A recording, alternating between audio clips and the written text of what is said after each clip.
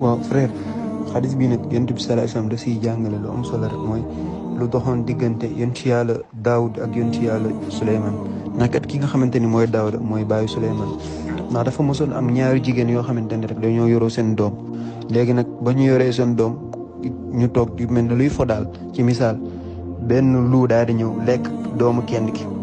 ci noonu nag comme que doomi ay liir lañ mënuñu leen xàmmee